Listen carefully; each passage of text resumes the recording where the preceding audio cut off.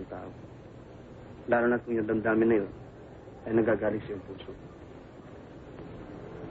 Kumusta ang buhay niyo dito, Bina? Mabuti naman. Napakabait ng lola. Kaya lamang, napakaraming pangyayaring lubhang katakataka sa tahanan ito. Anong ibig mong sabihin? Katulad ng isang gabi, merong isang lalaki nagtangkang pumasok sa akin silid. Ewan ko kung magnanakaw yon. At kagabi naman, ayon sa lola, meron daw siyang nakita isang halimaw at ibig daw siyang patayin. Ano? Dinay, totoo ba lahat na ito? Oo. Akalain mo, pati ako, pinagbintang ang magnanakaw. Kaya nga, napagkayarihan namin ni Bina na humingi ng tulong sa inyo eh. Sa paano parang kami maaaring makatulong? Alam niyo, awang-awa na kami sa lola. Lagi na lamang siyang hindi makatulog. Kaya't kumari sana eh, bumalik kayo bukas ng gabi. At tulungan niyo kami magpantay at makiramdam para malaman natin kung anong mga bagay itong kinatatakutan niya. Aba, oo. At nang makatulong naman kami para manahimik na kayo sa lugar na ito. Salamat.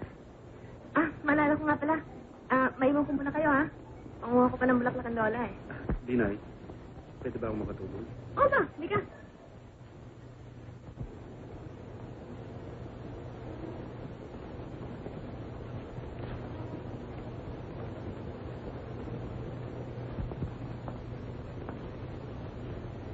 Alam mo, Dinay, nang hilingin niyo sa amin na bumalik ang bukas ng gabi, ay para bang naligayahan ako.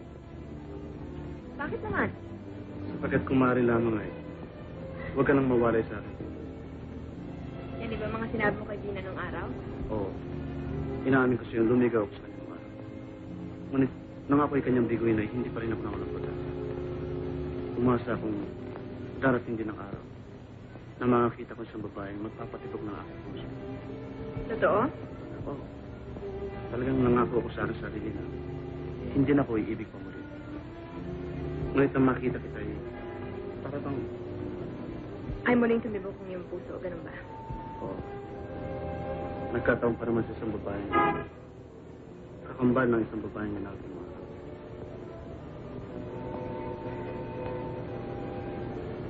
Eddie, tatapatin kita.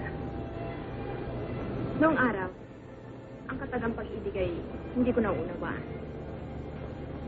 Sapagkat ako'y lumaki na walang kaligayahan, walang pagmamahal.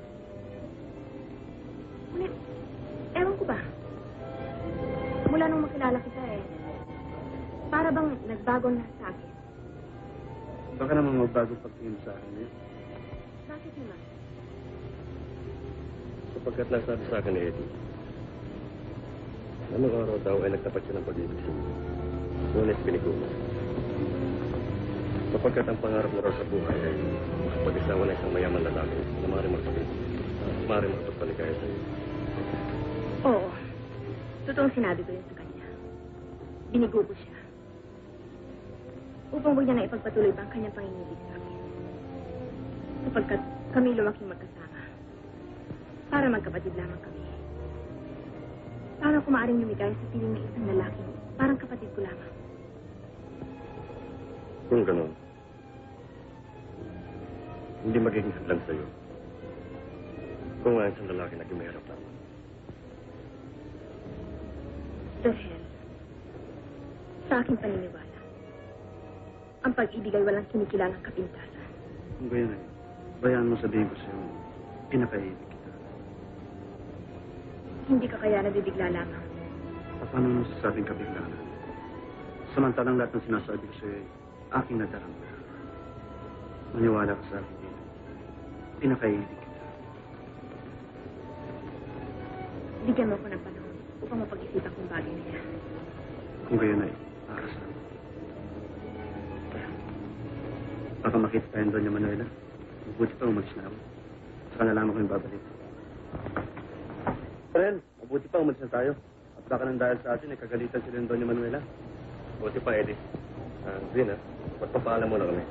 May babalik. Binay? Binay?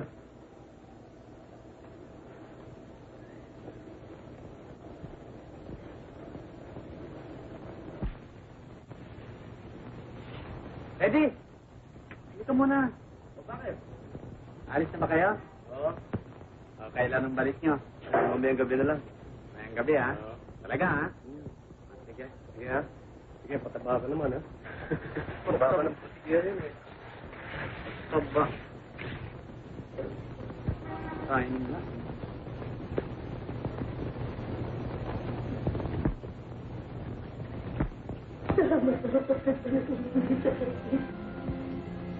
Doña Elena, inaalala ko lamang na masama sa inyo ang labis sa katulad.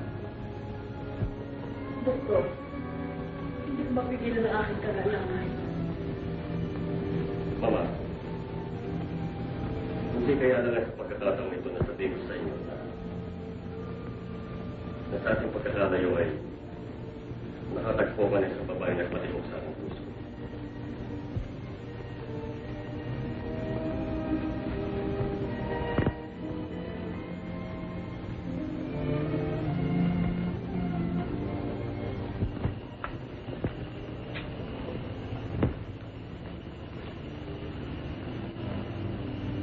Alam mo, Eddie, nagiging alangan lamang ang pag-ibig ng isang lalaki sa isang babae kapag siya hindi na malaya. Hindi nagiging dahilan kung siya man ay mahirap o mayaman, sapagkat sa pag-ibig, ang lahat ay pantay-pantay.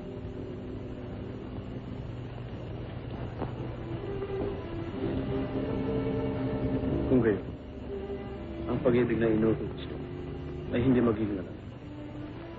Sapagkat ang pagmamahal na yun ay tapat. Pagmamahal na naghihintay lamang ng katugon. Maging yan ay katumbas ng aking kamay. Berhen, dapat mong malaman. Nasa una pa lamang natin pagkikita. Sa una pa lamang pagkasama ng ating paningin, inibig na kita.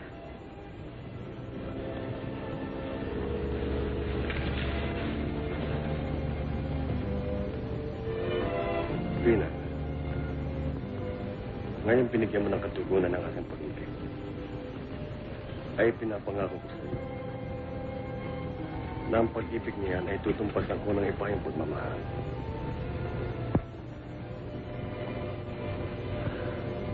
O Rina, pinakaiibig kita. Isang pag-ibig na walang halong pag-aalinlangan. Pag-ibig na magiging iyo lamang habang ako'y nabubuhay. Ngayon tugunin mo. Ay asahan mo. Kamatayan lamang ang maaaring maglansa. At kung makakapagsalita lamang ang bulaktak niya, sila'y gagawin ko saksi sa katapatan ng aking pag-ibig sa'yo.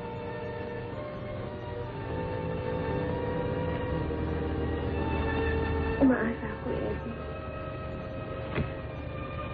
Sapagkat kung mawawala ka pa sa akin,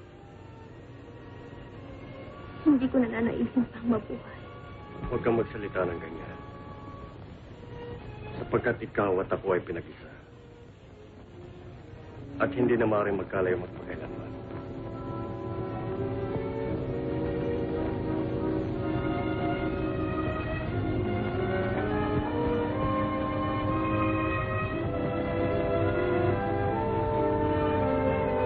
Hanggang kailan kaya mananatili ang pagmamahalan ito?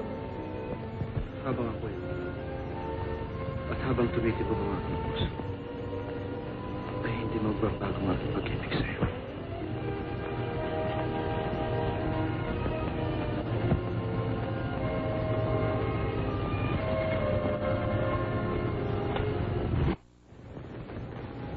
Tapos na rin lalong tayo kumain.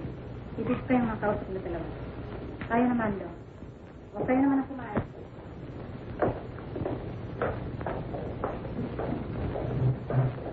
Tayo naman.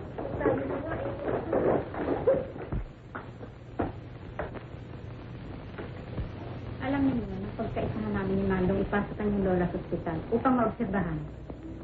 Ba? Bakit to? Wala nang sakit ang lola. Sa ngayon ay wala pa. Kaya kinakailangan magamot ka agad. Ang kanyang labis na pagkatakot at pagiging nervyosa ay nangangahulugan lamang ng isang bagay. Ano ang ibig mong sabihin niya? Ang ibig sabihin ng mama, ay ibig na puntahan ng pagkaloka ang lola. Maliwanag ba?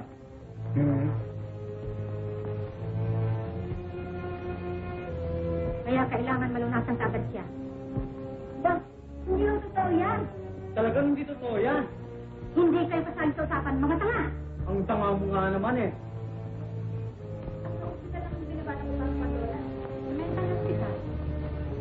Hospital ng mga balin? Oo. Nalalaman ba ng lola ang plano ninyo ito? Hindi niya na kailangan malaman pa. Baka mabigla pa siya eh. At lalo magpatuloy ang pagkasira ng kanyang isip. Kaya kayo na lamang pinagsabihan ko para makatulong sa pagpapaliwanag sa mama. Ba, hindi ako papayag. Aba, ako man hindi ako papayag. At sino kayong hindi papayag? Para mga sampid lamang kayo dito? Tama. At kung merong dapat magmalasakit sa kapakanan ng lola, ay walang iba. Hindi kami ng mama. Pwes, apat na tayo magmamalasakit sa lola. Tama! 4 for 1 and 1 for 4. Hindi ako nakikipaglukuan sa inyo. Hindi pa ba sapat ang mga pangyayaring nasaksihan natin? Na sinasabi ng mama, mayroon siya nakikita pero wala naman. Saksi kayo. Inang gabi na kayo nagbabantay. May nakita ba kayo?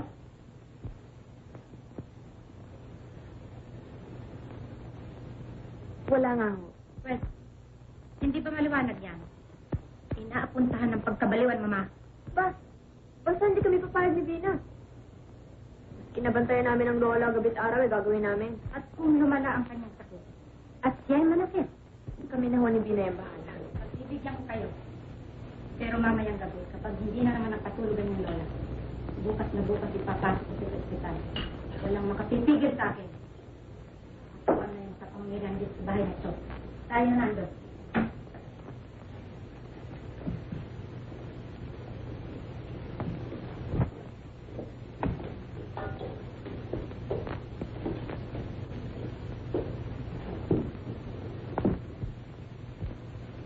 Huwag kayong papayag sa gusto ng mag-inang buhay niyan. Matagal na akong may hinala na ibigay ng iligpit yung matanda upang masarili niya na yung kayamanan.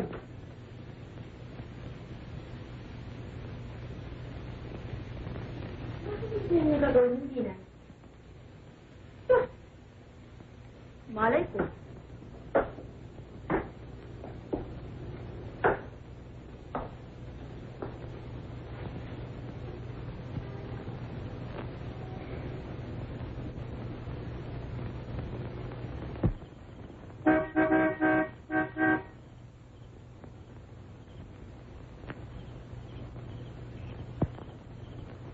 Kaya mo na.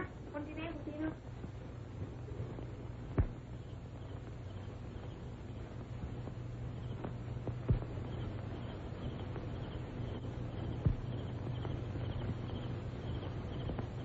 Bina. Ay, si Eddie ko rin. Tapos tutulong sa sila. Nakakot pa. Ikaw ba tayo? Ikaw tulog naman lola eh.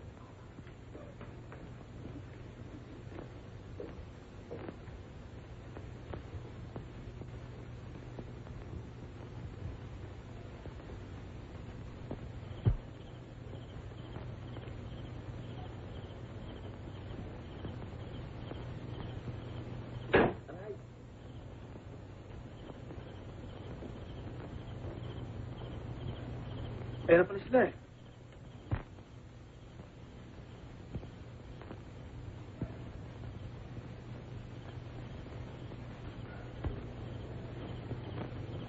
Hi, Pina. Hello, Vina. Hello. Good evening, Vinay. Hi. Hello. Good evening. Good evening. Alam nyo, mayaman pala ito si Beryl eh. Nag-bless lang pala yun sa kanyang mama eh. Oo, Vina. Pinayaw ko siya umuwi sa kanila. Sumunod naman siya sa akin. Kaya ito, kasi kami nadamay sa ginawa. Binigyan niya akong trabaho. Siya nga? Totoo yan, Pina. At nakabuti naman ang pagkakawig ko sa amin. Nangungulila na pala si Mama mula nang maalis ako sa bahay. Pero, huwag sana magbago ang pagtikim sa akin. Ngayong malaman mo ang katotohanan. Ba, di lalong maliligayahan ang aking kakambal niyan. Di ba, Bina? Si Binay naman eh. Bakit? Kahit na ba siya pinakamahirap dito sa mundo eh.